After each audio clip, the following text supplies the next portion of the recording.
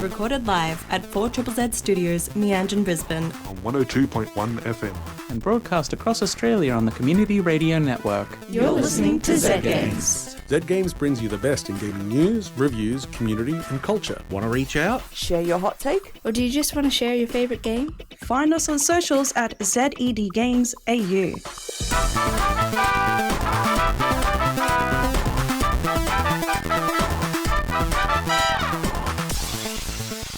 This is Z Games! Yay! Woo! Hello. I am your host Paul, and joining me tonight are my good friend Zahra. Hello. Tom from Netherworld. Good morning. And Peter. Yeah. And friends. We are here to celebrate video games, but it's a really packed show. So instead of doing nice pleasantries at the beginning, I'm just going to cut straight to the chase. We're going to listen to some news, and then we'll talk about things. Nice. In a recent developer update, Riot Games announced that a brand new PvE game mode will be released later this year. They've pitched it as a bullet heaven where you can mow down hordes of enemies with your friends or solo. We didn't get many more details, but the mode is set to release during the League of Legends summer event. That'll be our winter, so expect more details as we get closer. In the early hours of April 11th at 3 AM Australian Eastern Standard Time, we saw the first III Initiative Showcase stream live. We were given over 30 announcements, too many to go into, but here are some of the highlights. The showcase kicked off with the announcement of a sequel for the deck-building roguelike, Slay the Spire. The short teaser didn't show off much, but did say that the game will be released into early access next year. Never Alone 2, the sequel to Never Alone, was announced back in 2022, and we've heard very little about it since then, but this morning we got the first official trailer. They also showed a teaser trailer for Dino Lords, a real-time strategy game with a medieval setting where you get to ride around on dinosaurs. It's coming to Steam in early access, but we don't know when. And there was the announcement of Arcade GK, an anime-esque graffiti platformer from Wabi Sabi Games and Gearbox. The trailer showed off bright, bold graphics and a release date for mid-2024. We'll have links to a complete rundown of the livestream and the livestream itself included in the news on our website. Xbox sets up Game Preservation Team. In emails obtained by Windows Central, Microsoft discussed its plan to deliver the biggest technical leap in a generation ever with the next Xbox system. They aren't just looking to the future though.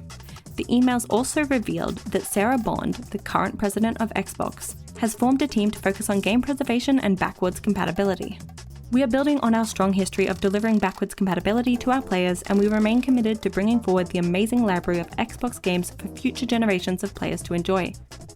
Deck 9, the studio behind Life is Strange True Colors, and the remastering of the first two games has been called out for creating a toxic workplace.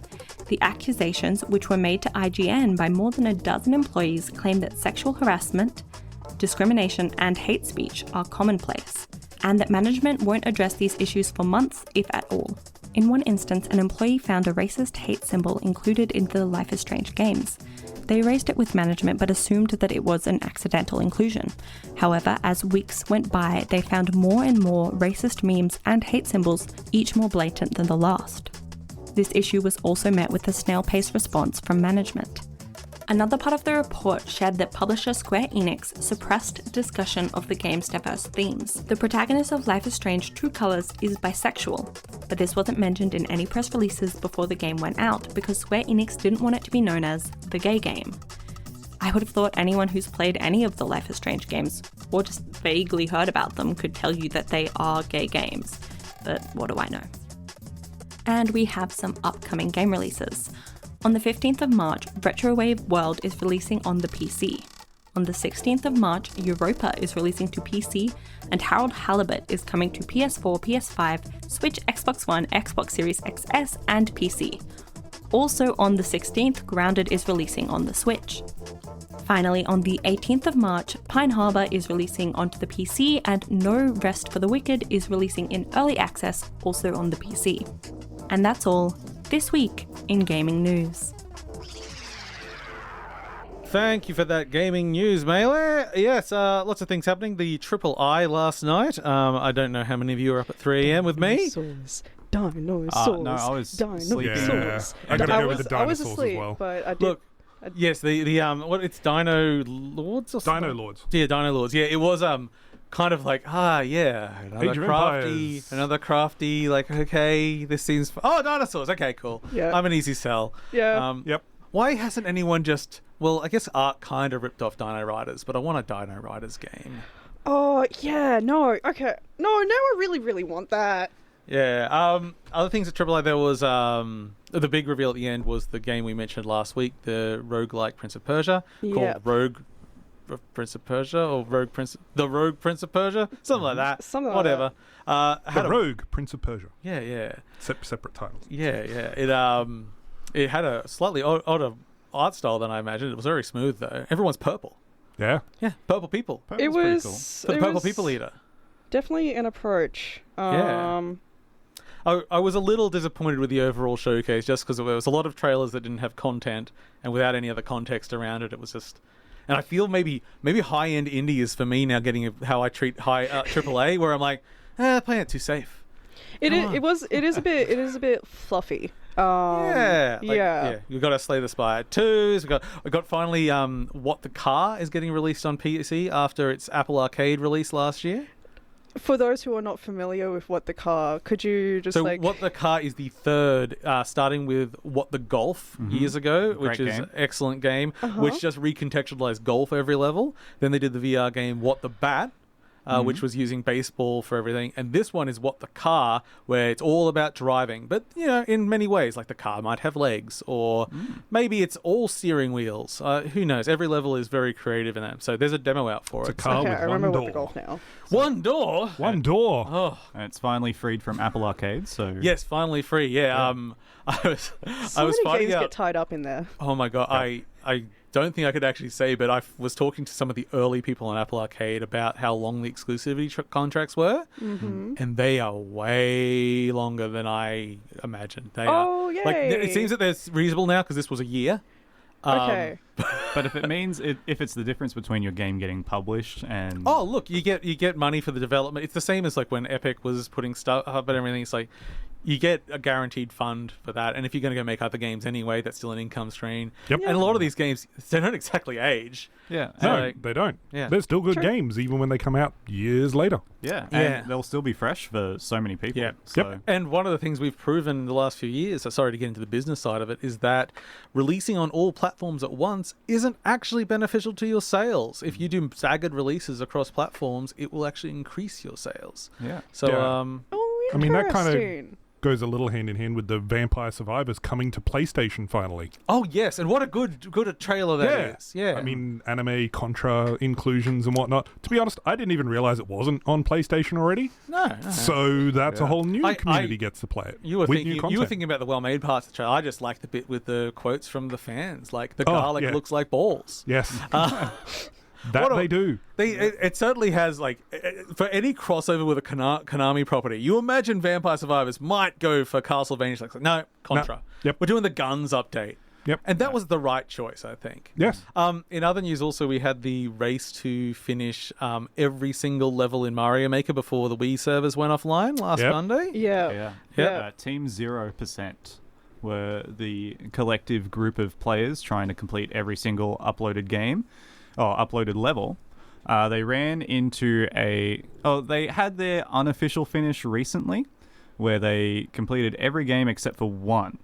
And the one game they didn't complete was thought to be impossible because it was revealed after a long investigation that it was uploaded by a user who had a hacked Wii U who used tool-assisted speedrun hacks on his Wii U. I'm sure there's better terminology, but... No, those are all the correct words. Yeah, those are all words. But they put Used up in a correct sentence. an illegal level because you need to be able to beat your own level to upload it to Yep. prove that it's possible. Yeah. So they only did it with the power of a hacked machine.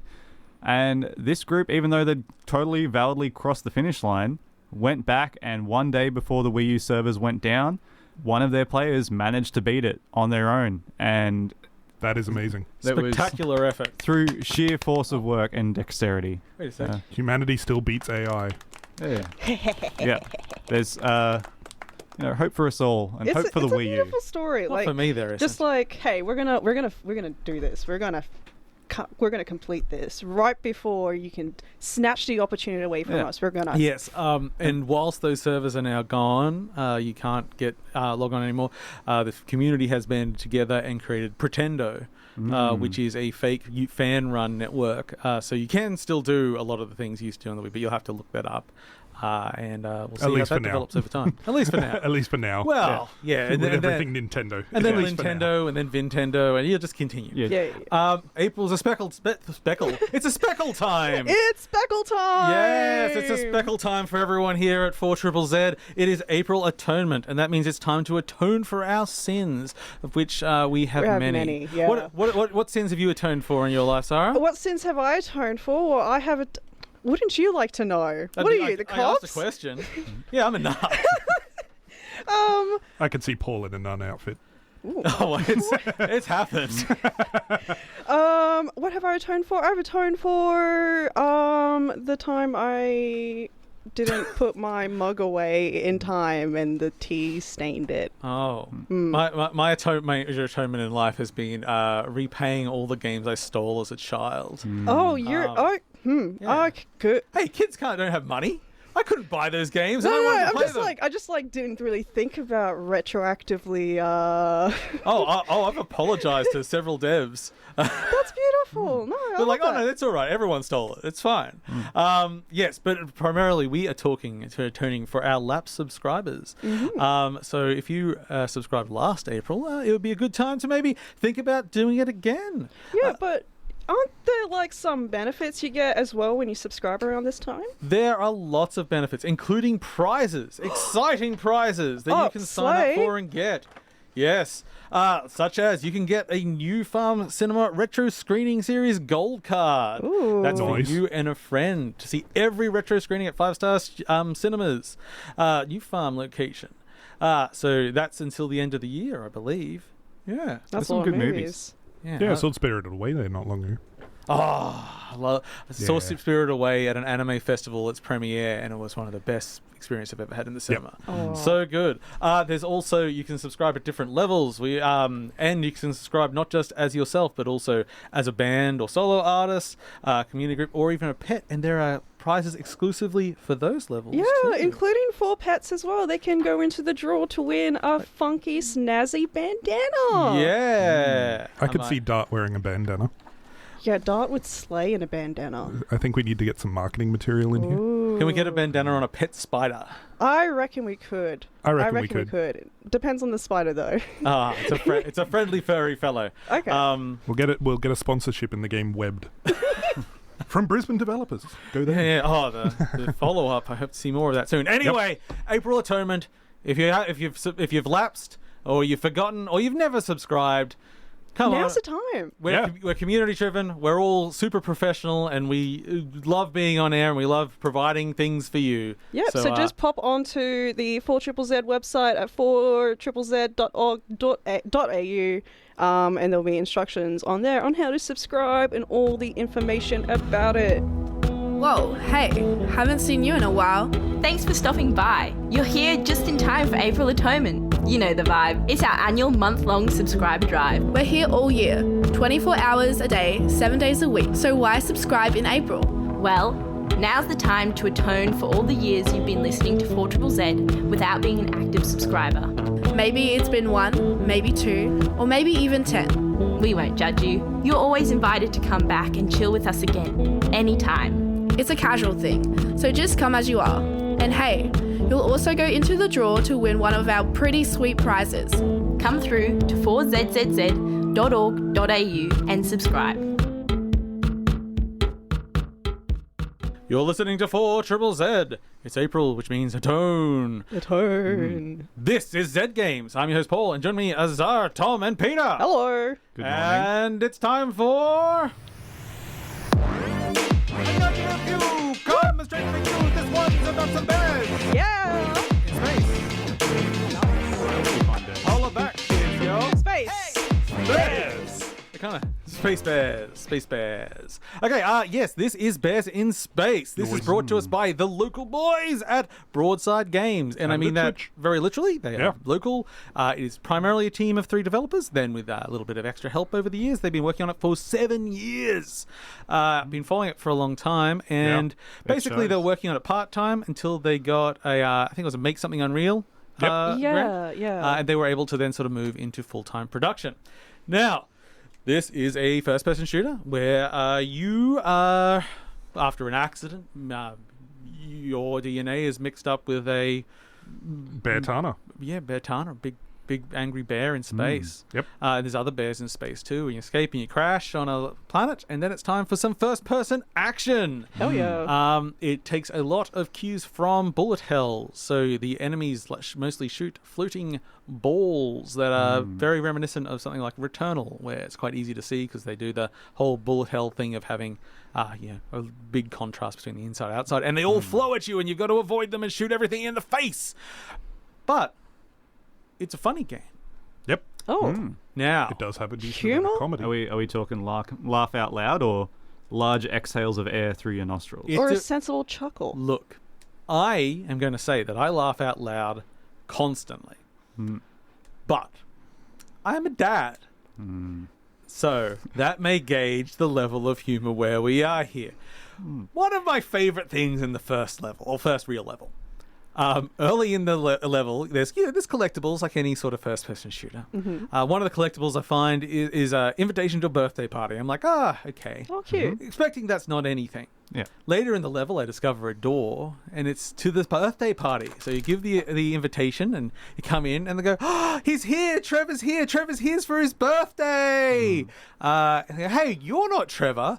And then once you eliminate all the robots, because you're fighting robots in this game, you turn around, and Trevor's just walked in the door, and everyone's forgotten my birthday party. That's actually pretty good. Nice. That's a good bit. And here's what this game, to cut to the chase, is goddamn amazing. And it's goddamn amazing because it feels effortless. There are so many things like that. This is a team of 3 people. 7 years you feel is a long time, but in game dev it's really not. And they have, like you'd think they've just got robots because robots are simpler, easier to animate, right? Yep. It's like, simple no. Yeah. They're reactive to every shot you do. They're all like wearing hats and wigs and stuff that should all be shot off. They're very well animated. They interact with things. It's extremely expressive. It's like these could have just been organic. The robot didn't really give you a benefit at all. Maybe easier to have them wheel around than run, but some of them run. But no shortcuts taken is what you're saying. Yeah. It's like, okay, maybe it doesn't have the budget of Doom Eternal. But I tell you what, I put these boys on the next Doom Eternal. My only exception would be I'd just like this to be a huge success so they can keep making what they want, because this is kind of like, to me, if you ever played Superland, where it looked like this kind of janky, like it was a first-person Metroidvania that had, just blue and red stick figure characters. You're like, oh, well, this is cheap. And then you played it, and it's one of the best, and especially first person, one of the best in the genre. Again, it felt effortless. And that's what this game is. Every turn, the combat is excellent at high level. The shooting feels really good. Every gun, the more you use it, you upgrade it. It does take a while, but that's okay, because this 3-person team has made a game that's like 15 hours long of shooting. Holy dooly. It's got an asking price of about $30. You're like, $30 for an indie made like 4-hour game. It's like, no, it's longer than most high-end first-person shooters. Longer than Call of Duty, but that's not hard. Oh yeah. I think 15 hours is like actually really solid. It gives you enough time for escalation it's of huge. Skill. And there's reasons to go back at different difficulties. I wouldn't be afraid to replay a 15-hour game. No. I would happily pick that up. It's not so long that you go, I can't do this again, but it's long enough to be like, this is worth it. This is solid. The levels are substantial. Probably one of my only few complaints is that the levels are really well designed and that they constantly fold back on each other. But because they didn't want to have the risk of you just skipping major parts of the level, they'll put up invisible walls so you can't actually get past things if you find a way to jump in the geometry. And especially since it's quite inspired by retro shooters, I thought that was a little bit cheap, because I've done my fair share of circle jumps or two just to, it's all about breaking things. We like breaking things. If we miss out on something, that's our fault. But yes, huge bosses, really well animated. Every other turn, you'll just run into a character. There'll be full voice. A lot of the voices are just done by the devs, and I find it charming as hell. They've got an excellent sense of comic timing.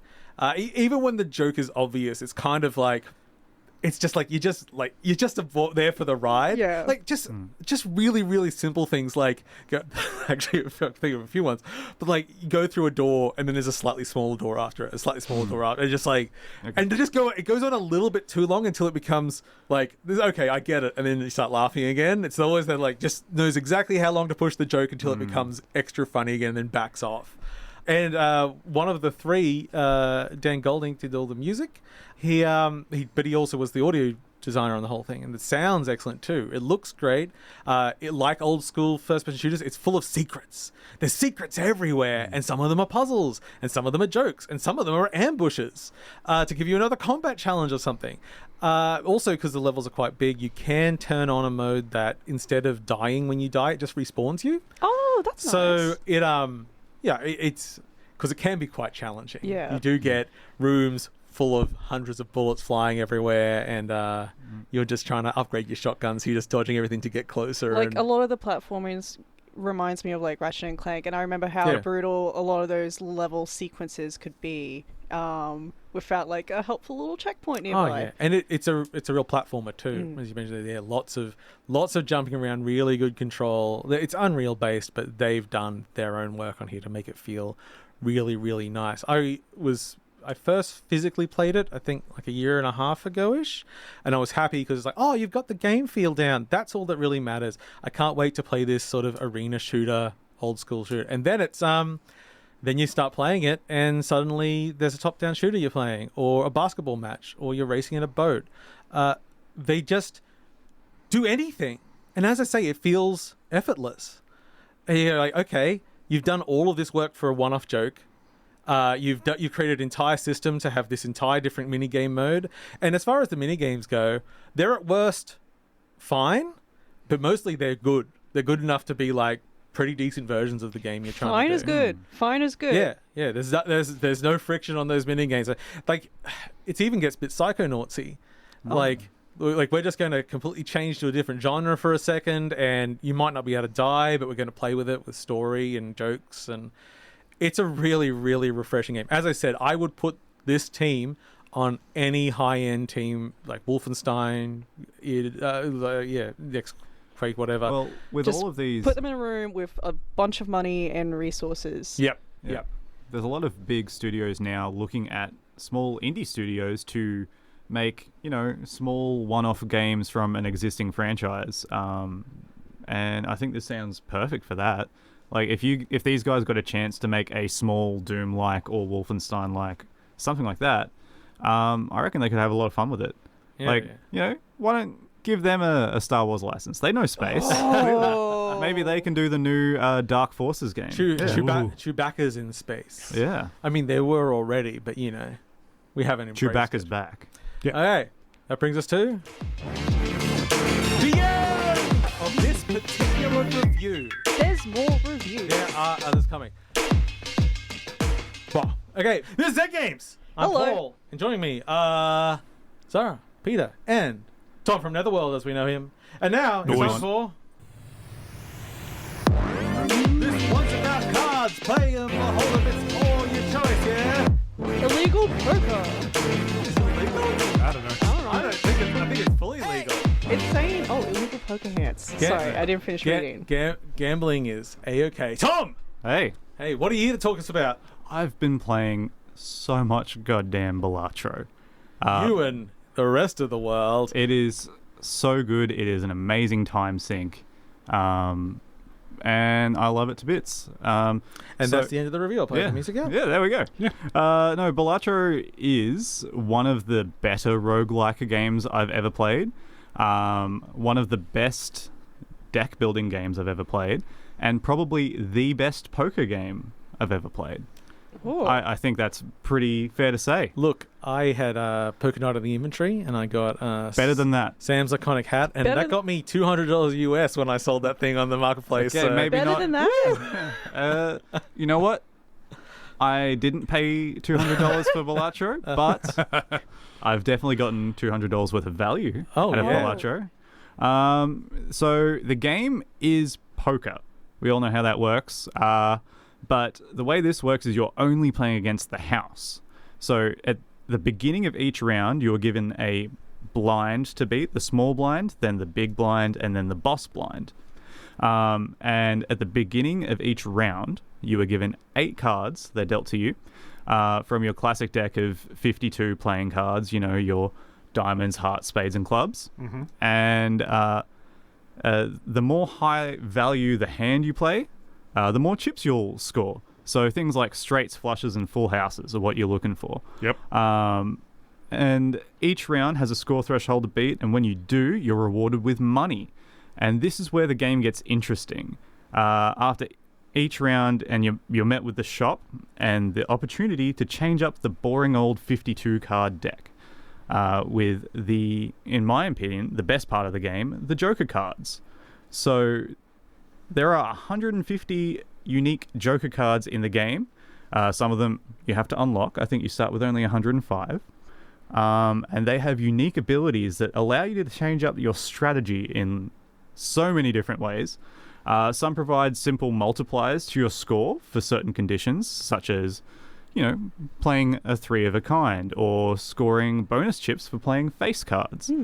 But they get pretty complex, like jokers that allow you to play flushes with only 4 cards in the hand, or straights that skip numbers. That's a which is powerful one of my favorites. So instead of having to do the straight of, you know, you're playing a 10, 9, 8, 7, 6, instead you can go 10, 8, 7, 5, 3, and that's totally allowed.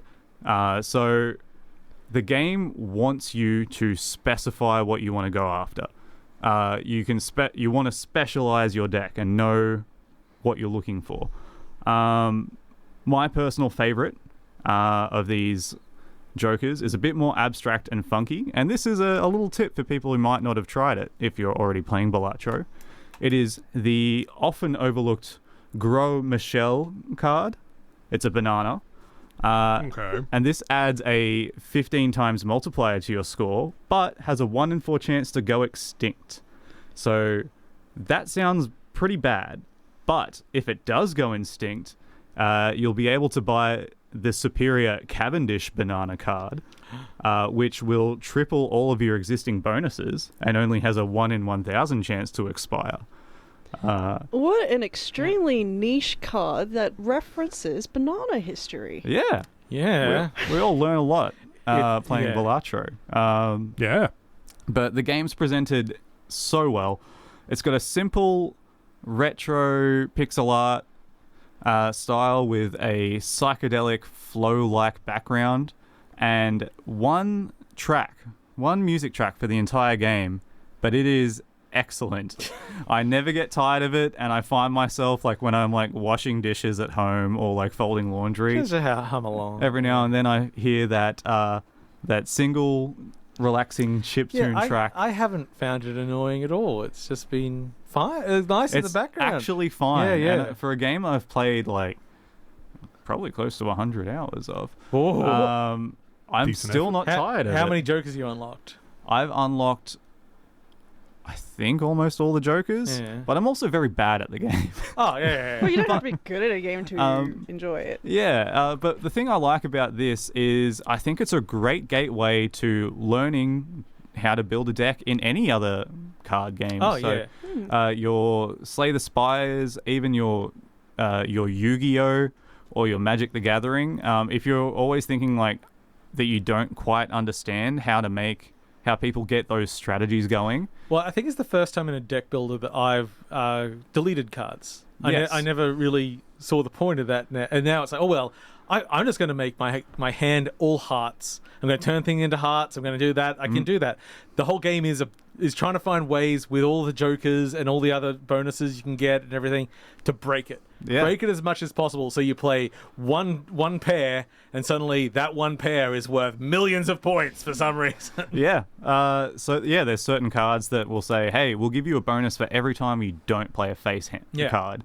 So there are other bonuses you can get which just delete 2 cards from your deck, and you're like, sweet. And if you're too specific, you can then, as you mentioned, the boss blinds. It can be, hearts are now worthless, and I've changed every card in my thing. Oops. You might have an opportunity to get it to re-roll, but one of the cruelest ones I had was I had built a deck entirely on the basis that I could get a flush from any hand.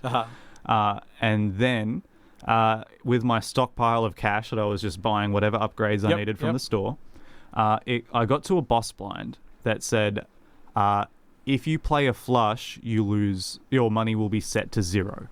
Oh. So ouch. It rough. was like, if you want to keep this run going, you have to just deal with having all the money. no money. So I was like, you know what? It's worth it. Keep it going. Well, I mean, you're not going to get any benefit by not, I guess. I haven't. You just don't get Yeah, it was just what I'd built up. But that being said, the turnaround on these runs for this game is so quick. If you feel like you're unsatisfied with your build or not sure if it's going to work out this time, pressing start, hitting new run, you're back in the game within 10 seconds. Yeah. That's really good for those They games. just announced that they're releasing a huge patch that's going to rebalance a lot of the more challenging aspects of the game, because some of it can get really hard and really luck-based. It is a card game after all. But they have put in some good quality of life stuff. So you won't find yourself restarting over and over and over again until you get a good start. So they've set it so you can buy, you've got a greater range of things you can buy from the get-go without having to invest too much of your time into a doomed run. Cool. So Balatro, it's the card game with no gambling that keeps on giving and giving and giving. And taking. Woo! That was a nice review. Nice review. Let's give him a clap. Come on, we got clap.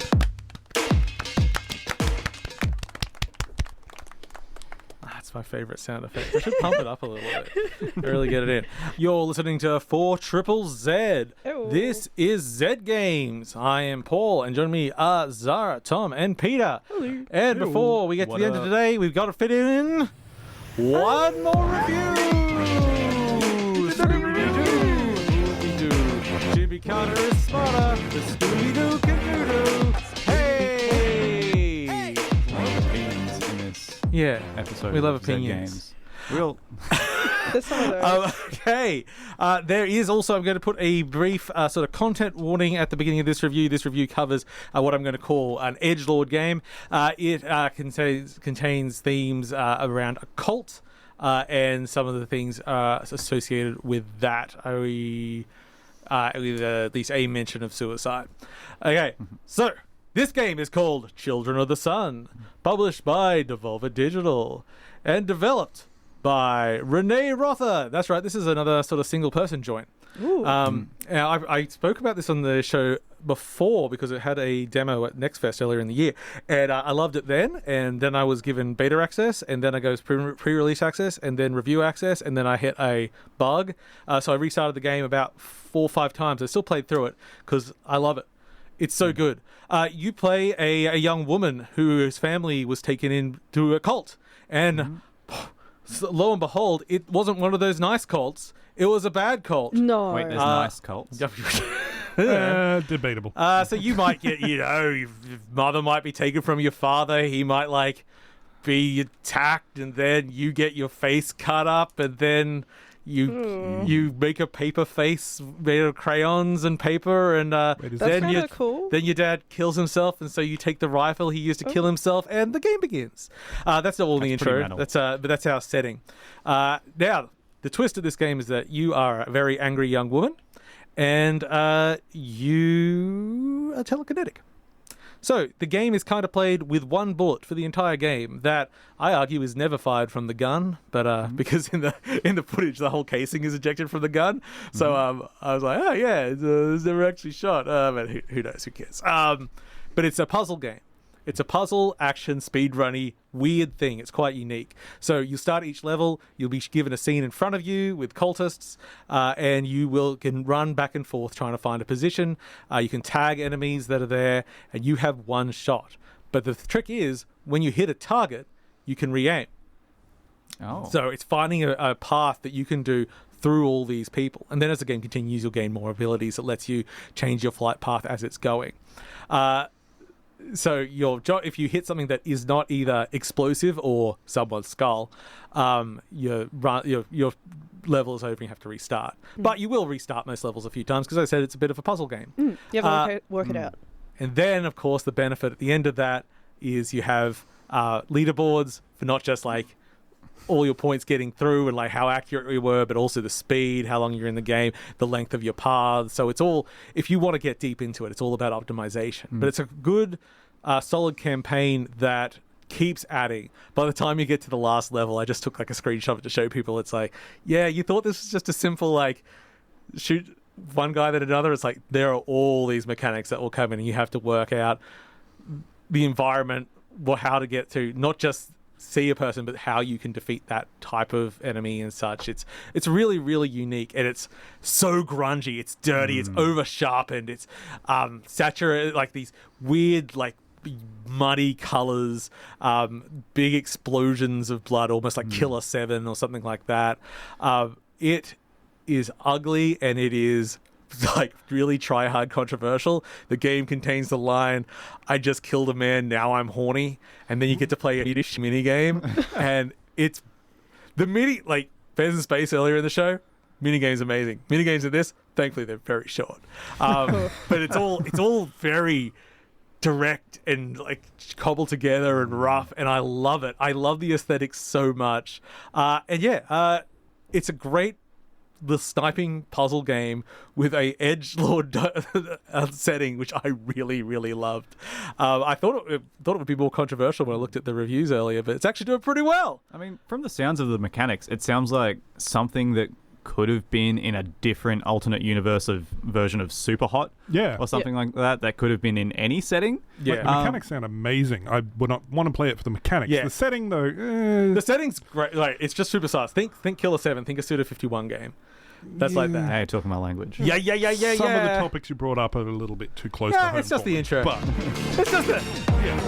it's just the cutscenes. You can skip them, and it's just motion comics. So don't worry about that too much. Anyway, that brings us to the end of today's episode. Thank you for joining us. Bye. I've been Paul, Zahra, Tom. Yell goodbye. Yeah. Thanks for listening to Zed Games. If you'd like to listen to more, you can find us on the Community Radio Plus app or find us on socials at ZED Games AU. See you next time.